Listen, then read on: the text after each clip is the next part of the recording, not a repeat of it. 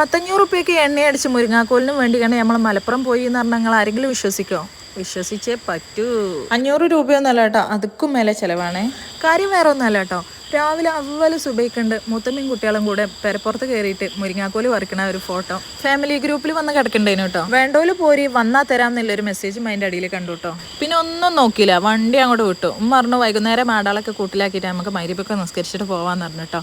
അങ്ങനെ ദേ ഗൈസ് നമ്മൾ മഗ്‌രിബൊക്കെ നിസ്കരിച്ചിട്ട് ഇങ്ങനെ ഇറങ്ങിയതാണ് കേട്ടോ. അപ്പോൾ പോണ വഴിക്ക് നമ്മൾ മലപ്പുറത്ത് എത്തിയപ്പോൾ കുറച്ച് ഫ്രൂട്ട്സും കാര്യങ്ങളൊക്കെ വാങ്ങിക്കാൻ വേണ്ടി കണ്ട് ഇറങ്ങിയതാണ്. അപ്പോൾ നമ്മൾ കൂടെ ഉമ്മാൻ്റെ വേറൊരു ജ്യേഷ്ഠത്തി ഉണ്ടായിരുന്നു കേട്ടോ. മുത്തമ്മ ഹോസ്പിറ്റലിലേക്ക് വന്നപ്പോൾ നമ്മളെ വീട്ടിൽ വന്നതാണ്. അങ്ങനെ 2 ദിവസം നമ്മളെ വീട്ടിലൊക്കെ നിന്നിട്ട് മുത്തമ്മ എന്തായാലും പോവാണെന്ന് പറഞ്ഞു. അപ്പോൾ ആ വൈക്കൊന്ന് ഇറക്കി തന്നാൽ മതി എന്ന് പറഞ്ഞു. അപ്പോൾ നമ്മൾ അവിടെ ഇറക്കി കൊടുത്തിട്ടുണ്ട്. ഇപ്പം നമ്മളുള്ളത് എൻ്റെ 4ാമത്തെ മൂത്തമ്മാൻ്റെ വീട്ടിലാണ് കേട്ടോ. അതേ ഗൈസ്, എനിക്ക് പഠിച്ചവന് മൂത്തന്മാരെ കൊണ്ട് കനിഞ്ഞു തന്നിട്ടുണ്ട് കേട്ടോ. എന്തായാലും വേറെ ആരുമില്ല, മൂത്തന്മാരും ഒരു കുഞ്ഞാമ്മയും മാത്രമേ ഉള്ളൂ.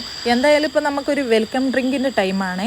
നല്ല അടിപൊളി കോഫിയൊക്കെ കിട്ടിയിട്ടുണ്ടായിരുന്നു കേട്ടോ.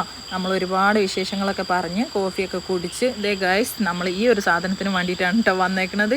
പിന്നെ അതുമല്ല മൂത്തമ്മക്ക് ചക്കയും കാര്യങ്ങളൊന്നുമില്ല, നമുക്ക് ചക്കയൊക്കെ നല്ല സുലഭമായിട്ട് കിട്ടും. അപ്പോൾ നമ്മൾ ചക്കയൊക്കെ കൊണ്ടുപോയാണ് മൂത്തമ്മക്ക് പോയതാണ് കേട്ടോ. ചെന്ന് നോക്കിയപ്പോഴാണ് കേട്ടോ മാഷാ അല്ലാ എമ്പാടും സാധനം ഉണ്ട് കേട്ടോ. അപ്പോൾ നമ്മൾ എന്താ ചെയ്യുക അതുകൊണ്ടൊക്കെ പാടെന്ന് ചോദിച്ചിട്ടുണ്ടെങ്കിൽ കുറച്ചൊക്കെ അയലൊക്കക്കാർക്കൊക്കെ കൊടുക്കാമെന്ന് കരുതി. പിന്നെ നമ്മൾ എത്രയെന്നില്ല മുരിങ്ങാക്കോലുകൊണ്ട് സാമ്പാറും അവിയലൊക്കെ വെച്ചിട്ട് കഴിക്കാം. നമുക്ക് പറ്റുന്ന വിധത്തിൽ നമ്മൾ അയലൊക്കത്ത് കൂടെ ഒക്കെ ഒന്ന് കൊടുത്തിട്ടുണ്ട്. മക്കളൊക്കെ അപ്പോഴത്തേന് നല്ല കൂട്ടായി കേട്ടോ. ഒരാളെ കയ്യിൽ ഫോൺ ഉണ്ടെന്നുണ്ടെങ്കിൽ നമ്മൾ മക്കളൊക്കെ ഒരുമിച്ച് അങ്ങോട്ട് ഇരിക്കൂലേ, നല്ല സ്നേഹം ഐക്യമായിരിക്കൂലേ അവർക്ക്. മഴ വീണ്ടും വീണ്ടും നമ്മളെ പറ്റിച്ചുകൊണ്ടേ ഇരിക്കുകയാണ് കേട്ടോ. പെരും മഴ അങ്ങോട്ട് പെയ്ത് അപ്പം തന്നെ അങ്ങോട്ട് തോർന്നു പോകും, പിന്നെയും പെയ്യും. അങ്ങനെ അതേ ഞങ്ങൾ മഴയില്ലാത്ത സമയത്ത് അവിടെ നിന്ന് ഇറങ്ങിയിട്ടുണ്ട് കേട്ടോ. അപ്പോൾ അവിടെ നിന്നാണെങ്കിലും ഇവിടെ നിന്നാണെങ്കിലും ഇറക്കുമതിയും കയറ്റുമതിയും ഒക്കെ നന്നായിട്ടുണ്ട് കേട്ടോ. അങ്ങനെയാണെങ്കിലല്ലേ നമുക്ക് ഈക്വലായിട്ട് നിലനിന്ന് പോകാൻ പറ്റുള്ളൂ. അപ്പോൾ അവിടുന്ന് കിട്ടിയ സാധനങ്ങളൊക്കെ നമ്മൾ പോരാൻ വേണ്ടിയിട്ട് എല്ലാം പെറുക്കി കെട്ടി നമ്മൾ കാറിൻ്റെ ഡിക്കിനകത്തേക്ക് കയറ്റുകയാണേ. അപ്പോഴുണ്ടല്ലോ ഭയങ്കര സൗണ്ട് കേട്ടോ, ഭയങ്കര കരച്ചിലാണ്. ഇളയ മോന് പോരാൻ വേണ്ടിയിട്ട് നല്ല കരച്ചിലായിരുന്നു കേട്ടോ, ഞങ്ങളെ കൂടെ പോരാൻ വേണ്ടിയിട്ട്. അപ്പോൾ അവനെ എടുത്തിട്ട് ഇങ്ങനെ ഉമ്മ നിൽക്കുകയാണ് കേട്ടോ. ഇവരെ കൊണ്ടുപോകാനും പറ്റൂല, എന്ത് വിശ്വസിച്ച് നമ്മൾ ഇവരെ കൊണ്ടുപോകും. അവിടെ എത്തുമ്പോൾ പാതിരാത്രി ആകുമ്പോഴേക്കും ഉമ്മച്ചീനെ കാണണം എന്ന് പറഞ്ഞിട്ട് കരയണേ.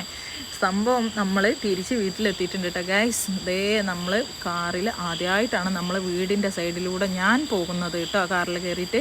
കാരണം നമ്മൾ ആ ഭാഗത്തേക്ക് റോഡും കാര്യങ്ങളൊന്നും ശരിയായിട്ടില്ല, നമ്മളെ വീടിൻ്റെ ഫ്രണ്ടിൽ തന്നെ ചെന്ന് നിന്നു ഗൈസ്. അപ്പോൾ ഇത്രയൊക്കെയുള്ള ഇന്നത്തെ വീഡിയോ. അപ്പോൾ ഇഷ്ടപ്പെട്ടാൽ തീർച്ചയായിട്ടും സബ്സ്ക്രൈബ് ചെയ്ത് സപ്പോർട്ട് ചെയ്യണേ.